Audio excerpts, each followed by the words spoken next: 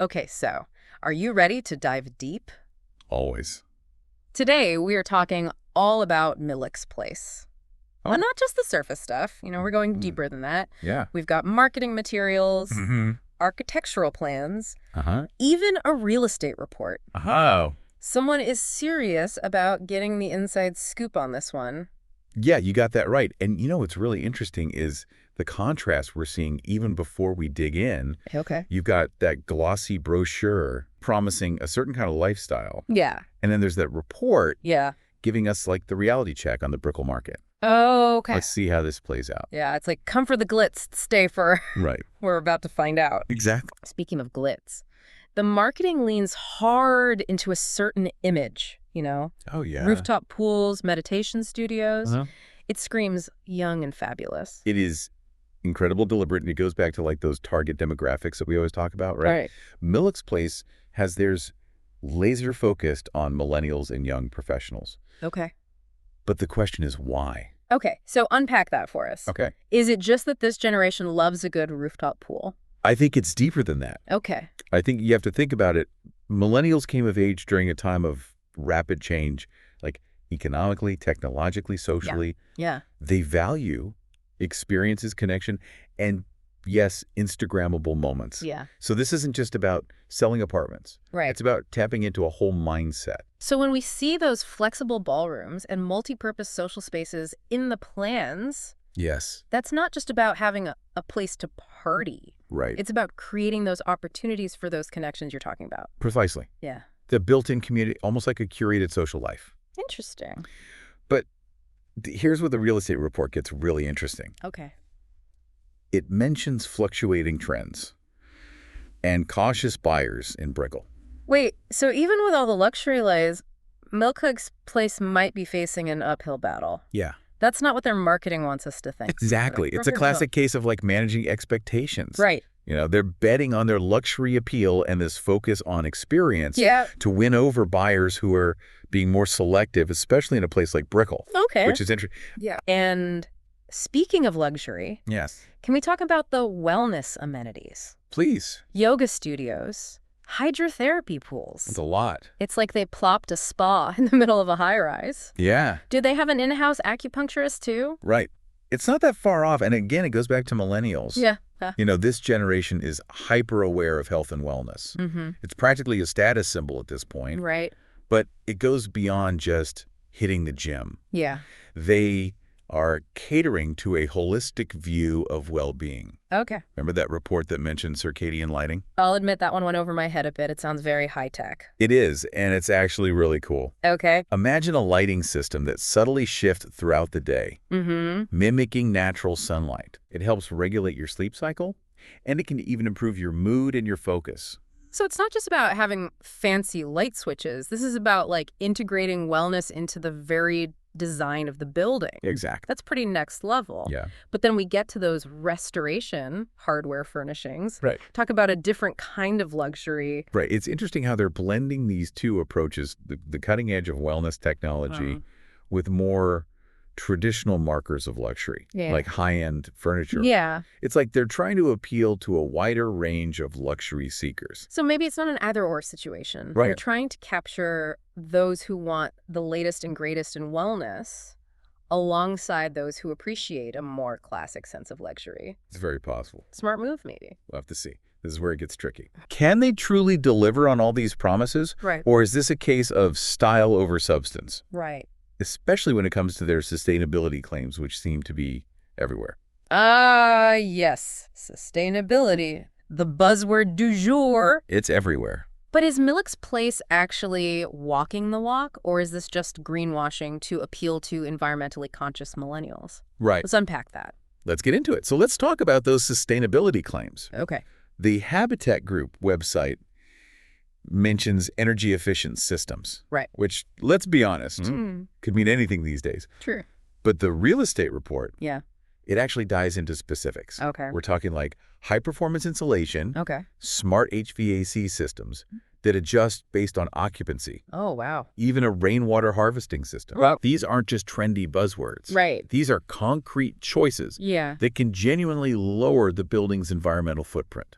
Okay, so they're ticking the right boxes on paper at least. Yeah. But what's the driving force here? Right. Is it pure environmental altruism, or is there a more strategic angle at play? Yeah, that's where I think those evolving zoning regulations come into play. Okay. You see, Brickell is in a state of transformation, and developers are facing increasing pressure to create buildings that are both luxurious and sustainable. Okay.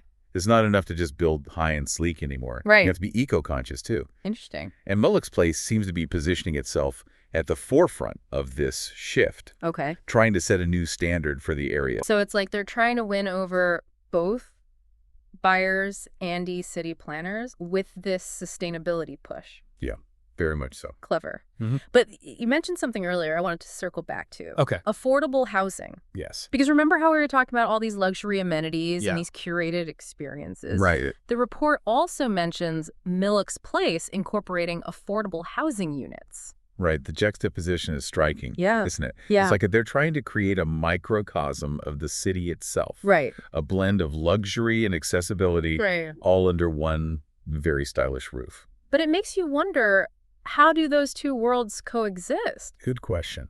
Will residents in the affordable units have access to the same amenities as those paying top dollar for a penthouse? And what does that mean for the sense of community they're trying to foster?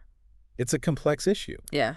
And honestly, we see this playing out in cities all over the world. Right. On the one hand, Yeah. incorporating affordable housing into luxury developments can help create more diverse and inclusive communities. Okay. But it also raises questions about equality of access. Right. And whether these shared spaces can truly bridge the gap between different income levels. Right. It'll be interesting to see how Millux Place navigates this. It's a delicate balancing act for sure. Definitely. But it makes you think, Yeah. Millux Place isn't just building a building, they're building a community with all its inherent complexities. Absolutely. Yeah. And the success of that community, how those different demographics interact and coexist, that might be the most telling indicator of whether Millux Place is truly as forward-thinking as it claims to be. That's a really interesting point. Yeah. And it speaks to the bigger picture here. We started this deep dive wanting to understand Millux Place. Right. But we've uncovered so much more. Yeah. We've explored the evolving desires of a generation, the changing landscape of urban development, even the social implications of design choices. It's a reminder that even something as seemingly straightforward as a new apartment building can be a microcosm of larger societal trends and challenges. Right. And that understanding those underlying forces can give you a much richer understanding of the world around you. For sure. So we really journeyed deep into this blueprint of Millux Place. And it's clear this is about way more than just square footage and fancy fixtures. Oh, yeah. Remember when you sent in those sources hoping to get like a clearer picture of this development? Right. We definitely found that and then some. Absolutely. We went from sleek marketing materials to the reality of the Brickell market. Yeah. Uncovering the strategy behind like those targeted amenities and even questioning how those sustainable claims hold up in the real world. Right. We talked about how they are tapping into this millennial desire for connection and experience, but also how that intersects with like a growing awareness of things like wellness and sustainability. Yeah. Remember that circadian lighting? I'm kind of obsessed with it now. It's pretty cool. Imagine how much better sleep we'd all get. Right. It's definitely a game changer, and it speaks to this larger trend of like integrating wellness into our living spaces. Yeah. But I think what's so fascinating is how Millux Place is trying to blend that with a more traditional sense of luxury. Right. They're not just catering to one type of resident. They're trying to create this diverse community. Which brings us back to that question of affordable housing. Yeah. It's a bold move trying to weave together those two worlds, the high-end and the accessible, within the same building. I don't know. It'll be really interesting to see if they can pull it off. And that's the thing about these deep dives, right? Right. We don't have all the answers, but we've armed you with like the knowledge to ask the right questions. Right. What does luxury really mean in a city like Miami? Yeah. Can a building foster genuine community? Yeah.